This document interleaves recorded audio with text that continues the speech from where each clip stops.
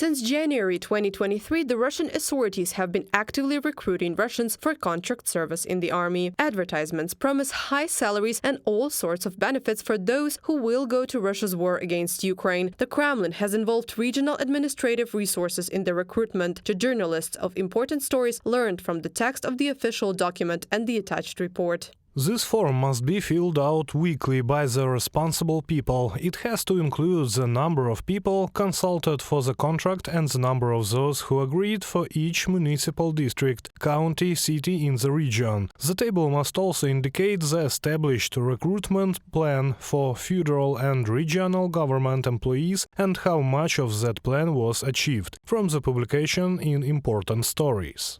Российский режим. The Russian regime, in this case the political regime, is doing everything to make as many Russians as possible complicit in its crime. And in this way, of course, every official is made an accomplice. And accordingly, each official will have to take responsibility for what he did or did not do. Moscow has set a plan for regional authorities to recruit migrants, bankrupts, debtors, the unemployed and others from socially vulnerable segments of society, a total of 22 categories. They bring in people who are wasted, homeless people, people with obvious developmental delays, drug addicts who have just been released from prison. It feels like they're getting rid of marginalized groups of society. They do not care at all about the quality of the army. A Russian military officer, an employee of a contract recruitment center, in a comment to Important Stories. Прежде всего потому, что за них некому постоять. First of all, it's because there is no one to stand up for them. No one will go to protest in the squares for them. No one will shout, "Putin is a murderer. Give us our sons," and everything else like that. This is not going to happen, so of course the Russian bureaucratic horde, the Russian totalitarian system is looking for easier ways of doing things that will not lead to inconvenience for this system.